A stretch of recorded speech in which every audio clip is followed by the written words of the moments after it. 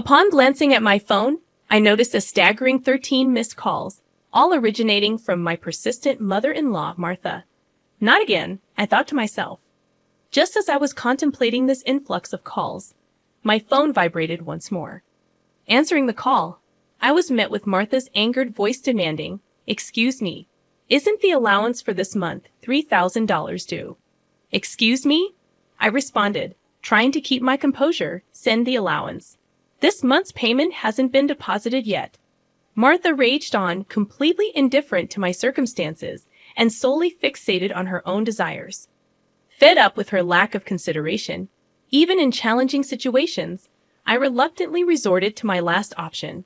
Pulling myself together, I blurted out, "Your son has passed away, so I can no longer send the allowance. My name is Jennifer Smith, 32 years old. I'm a busy working woman at a major financial firm and also a housewife." Reflecting on my past, I reminisced about meeting my beloved husband Mark 2 years ago. We connected through our shared hobbies, and our relationship blossomed quickly. Despite encountering no major quarrels, a significant issue arose in the form of Martha, my mother-in-law. Mark's father had passed away a few years ago, leaving Martha as his sole family. The trouble began when I visited Martha's home to introduce myself before our wedding. Martha greeted me with a displeased expression, remarking, "So, you're Mark's fiancé, huh?" "Yes, my name is Jennifer Miller." To my astonishment, she continued, "You're a rather plain girl. I wonder what Mark sees in you." Uncertain if she was joking or being serious, I was left in shock. Mark, noticing my discomfort, confronted his mother. "Hey, Mom, what's with the sudden harsh words? How can you say such things to the person I chose?"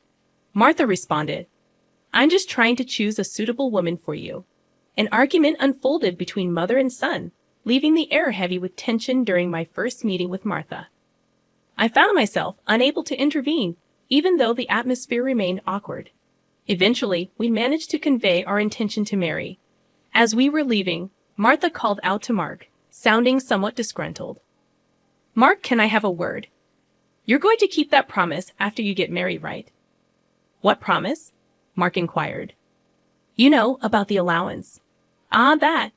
Yes, I'll be sure to take care of that." "Can we not discuss it here, please?" Mark replied. While leaving, the tension between my husband and his mother lingered, and the air was thick with discomfort.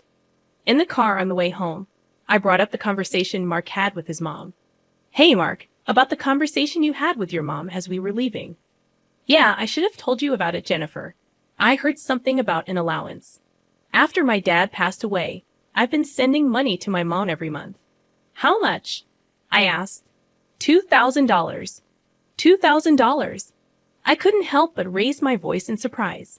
Mark sighed deeply and explained, "Actually, my mom has a debt from a casino a long time ago. She's still paying it off, and because her health isn't great these days, she spends a lot of time at home. But she still needs money to live on, right?" "But $2,000? Isn't that a bit too much? If I try to lower the amount, she keeps calling me over and over. And no matter what, a mother is still a mother. I worry about her living alone," Mark reasoned. I understood that Mark was genuinely devoted to his mother. Since his father passed away, Martha had been the only family he had left. Regardless of her character, she was still his beloved mother.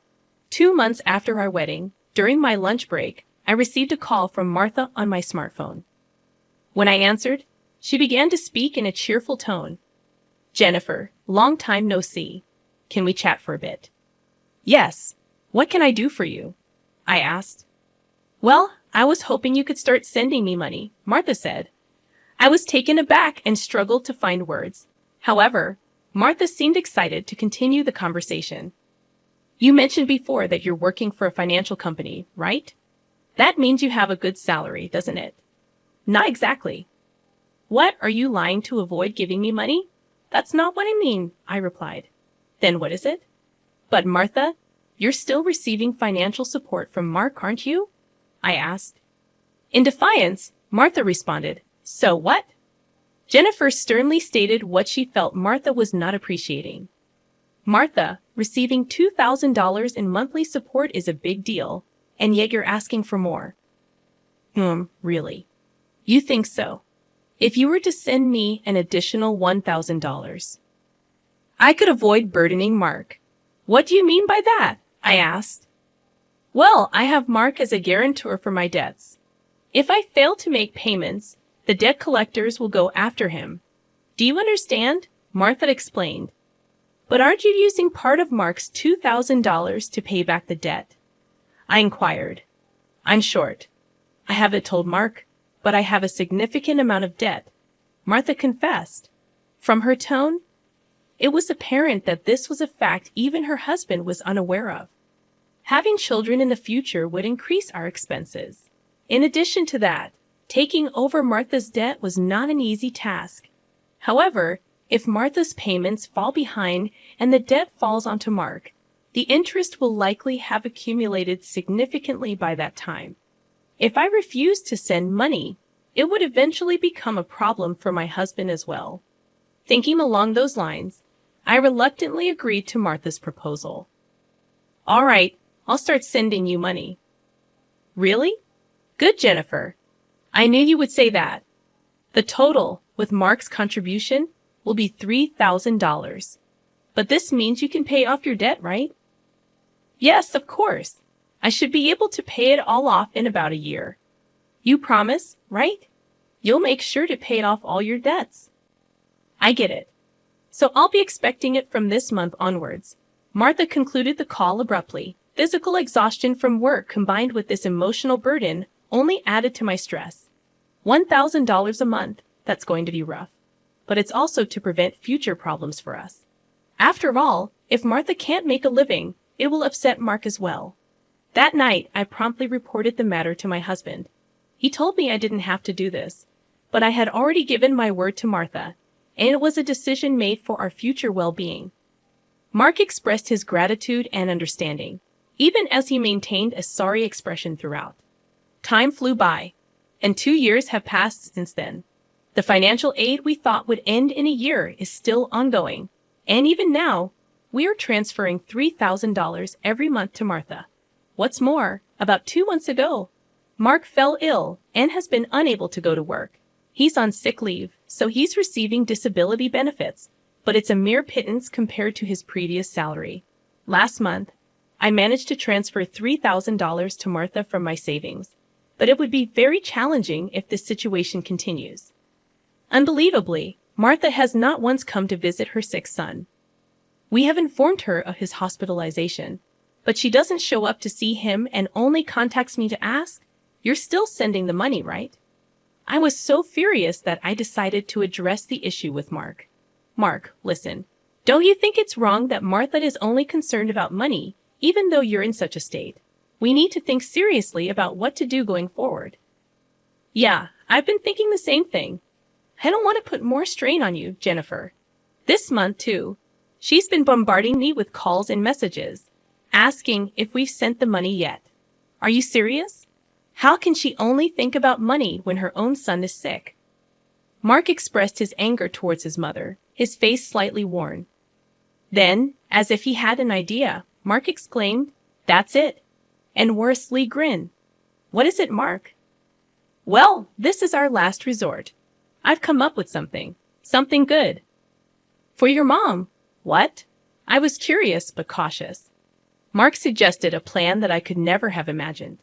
Although it could be called inappropriate, it seemed to be the only way to make Martha understand. A few weeks later, Mark was discharged from the hospital. Martha didn't reply to any of our messages, so we didn't inform her about Mark's discharge. In the last 2 weeks, Martha had been relentlessly demanding money, displaying no concern for her son's well-being. While Mark and I were enjoying a cup of tea, a message came in on my phone. Upon checking, I found 13 missed calls from Martha again. As I thought, my phone vibrated again. It was another call from Martha. Hello, I answered and turned out the speaker microphone so that Mark could hear. Martha started shouting right away.